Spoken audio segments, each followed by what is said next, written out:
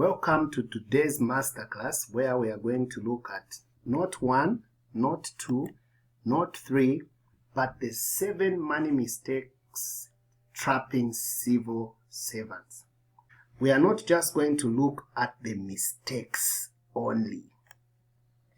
What we are going to do is we are going to look at the little known ancient money laws that can help you avoid them. That is why I like this presentation for today. If you are new here, my name is John Chipeta. If you want to learn treasury bills, government bonds, unit trusts, and everything in between, you are in the right place. Have you been in this situation where you shout, Zangena?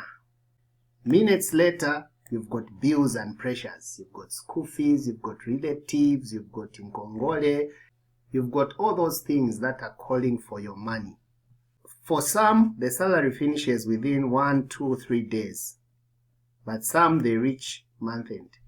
But of course, for most of us, the salary does not reach 30. Now, I want to be very clear with you, and that is, it's not your fault. Why it's happening that way is because schools never taught us the rules of money. There is no financial literacy being taught in school. We lack that knowledge. As a result, we find ourselves in the Zangena trap. It's not your fault, however, it is your responsibility. Mistake number 1 is the low saving culture. Now, the way we live currently, we take savings as something that is optional. You can either save if you want to or not. I'd like us to graduate and start treating savings as rent. You know the way we treat rent, isn't it? Whether you like it or not, you will always pay your rent. That is how I would like you to treat savings. Now, there's an ancient law. I call it the law of Joseph. You know about it, right? It says any system that does not store surplus in times of plenty will collapse in times of scarcity. Each one of us is going to reach a point where we are going to experience much. God is not unfair. He is very faithful with us and careful with us. So there's a time when you have a lot of money and there will be a time when you are going to be broke. So when your salary comes, that's your years of plenty. When your pension comes, that's your time of plenty. When you get your gratuity, that's your time of plenty. When your husband is doing fine, when your wife is doing fine, that is the years of plenty. Now, those years don't last forever. The time will come when you won't have money, when you'll be broke, when you open your wallet and it is going to look like this. What you want to do is, before you reach this point of famine, you want to start storing up gold. So when you are doing fine, when things are okay, that is the time to learn treasury bills, government bonds, unit trust, and start investing. Number 2 mistake is excessive borrowing. I've said excessive. I'm not saying not kukongola. You can go and borrow. But don't borrow as if you are getting sweets. Now, here is the trap. The loans are advertised as sweets. They'll say quick approval, 15 minutes, no collateral. Just bring your payslip and we'll give you a loan. And what happens? Your payslip is trapped. It looks like this. There's one in and a lot of outs. Now, here is the ancient law. You know it, right? Proverbs 22 verse 7. It says the borrower is a slave to the lender. And I have a question for you. Are you working for yourself or you are working for the lender? So what I'm just trying to say here is stop borrowing for lifestyle. If you are going to borrow money, get money for investments. But if it's not investing, you want to make sure that you clear all those high interest loans first. Mistake number 3 is what is known as lifestyle inflation. You know what happens, isn't it? When your salary is small, you can live in a one-roomed house. But as your salary increases, you start to move to a two-roomed house. Then when your salary increases again, you start having problems with a two-roomed house. You want to go in a two-bedroomed house. As the income grows, your desires also grows. So this is what is happening here. Your desires are growing as your income is growing. As your income grows, you want a new phone, you want a bigger car, you want to look rich and the like. Now, here is an ancient law which you might want to learn. I like it. It says, wealth is not having much, but needing little. I like this. Wealth is not having much, but needing little. I've seen that wants never end, needs never end. That is why you need to control your desires. If you can maintain your lifestyle as income increases and you use that difference for increasing your investments, you will be in a better place than you are right now in the next 10 years. Now, most of us fear to be called stingy. We don't like this word. So what is happening is we are biting more than we can chew. We are supporting many people more than what our budget can hold. In short, we want to save our whole village. Now, here is my advice.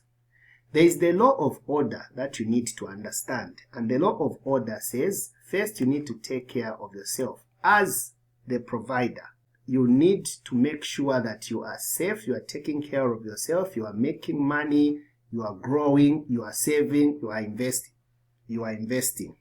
The next thing is you want to take care of your household, your spouse and your children. I've seen people who are very good outside. When they go outside, they call them big buyer, the big monies, ama bosses. But in the house, their children are suffering.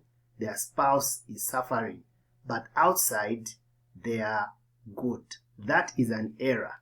According to the law of order, you want first to take care of your spouse and your children before you can take care of the extended community. Of course, you need to take care of the community. You need to take care of your neighborhood. But before you do that, make sure that your household is doing well. So if you are going to help people, you want to provide capital seeds and not just handouts. If you give someone fish today, they are going to eat it and they'll come back tomorrow asking for more fish. You teach them how to fish, they are going to become better and you would have really, really helped them. So this is one of the mistakes civil servants make. Number 5 is low financial literacy. In short, not understanding how money is made, how to manage money, how to invest it, and how to protect it.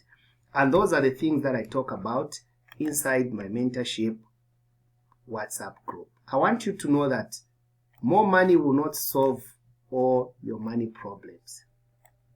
Sometimes what you need is just knowledge. You need understanding. If your salary increases and you don't have understanding, this salary is going to come out of your bucket. It's like your bucket has got holes. What fixes these holes is understanding. When you understand, you are going to be fixing these holes. All these holes will be closed. Now, here is the ancient law. It says, my people are destroyed for lack of knowledge. Did it say the devil? Did it say the economy? Did it say the weather? No, it said knowledge. And then if you've read The Richest Man in Babylon, it says God slips away from the man who invests in purposes he does not understand.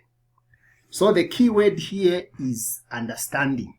I know most of you are investing. I know most of you are buying treasury bills, government bonds, shares.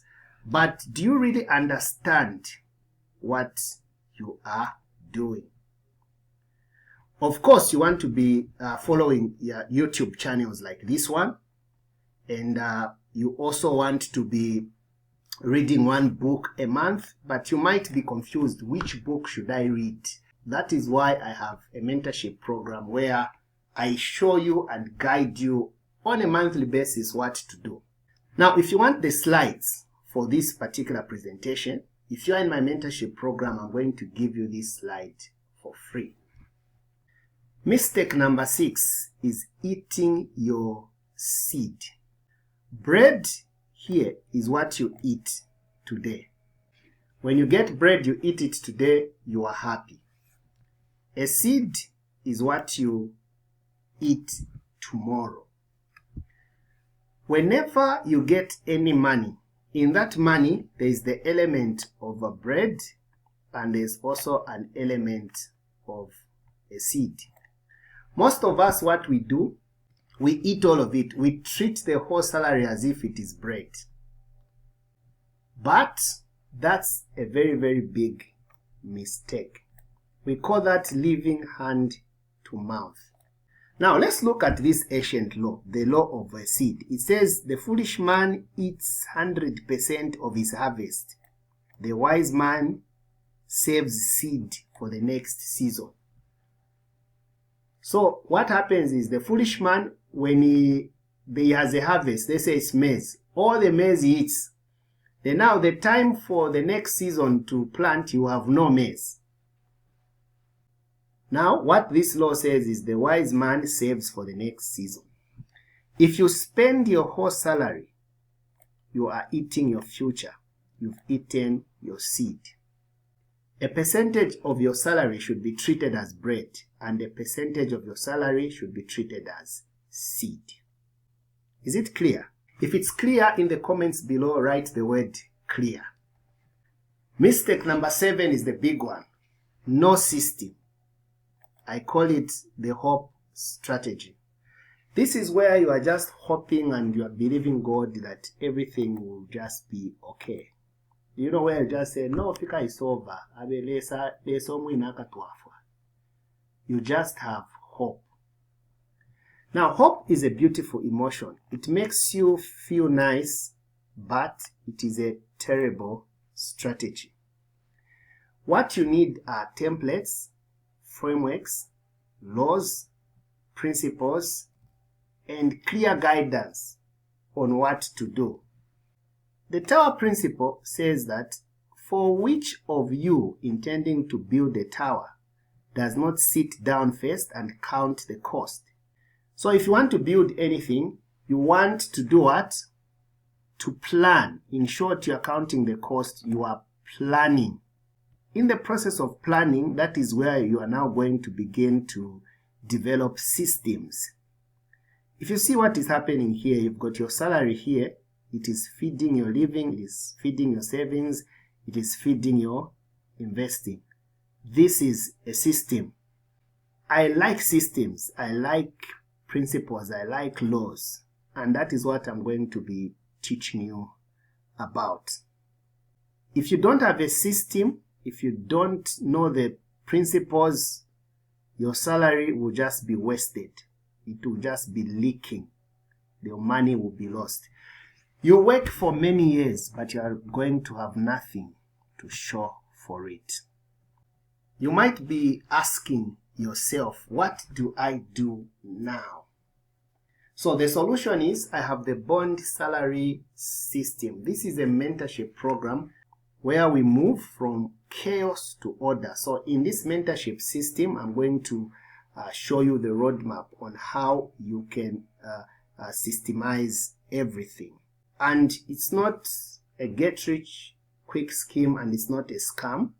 We are using regulated investments only. I've been scammed before, I've lost a lot of money before, and I've learnt my lessons in a very, very harsh way. So for me going forward, I'm just dealing with regulated investments. That is treasury bills, government bonds, and unit trusts. So the goal of this bond salary system is to move you from eating the seed to planting the seed for harvest. Now, this is easier said than done. That is why we have a this mentorship program to guide you step by step. It's not too late. You can change this. It doesn't matter how old you are. It doesn't matter how much you are paid every month. You don't need to be perfect. What you need is just direction. Bond Salary System is a mentorship WhatsApp group. I'll send you the link. You just click join and you'll be able to join the group. So if you want to be part of this mentorship program, just contact me on WhatsApp. Then I'll be able to guide you. So once you join the mentorship group, I give weekly guidance. I'm going to be your accountability partner, and what I teach is relevant and practical to the Zambian setup. And also, if you are in Africa, you are going to love this.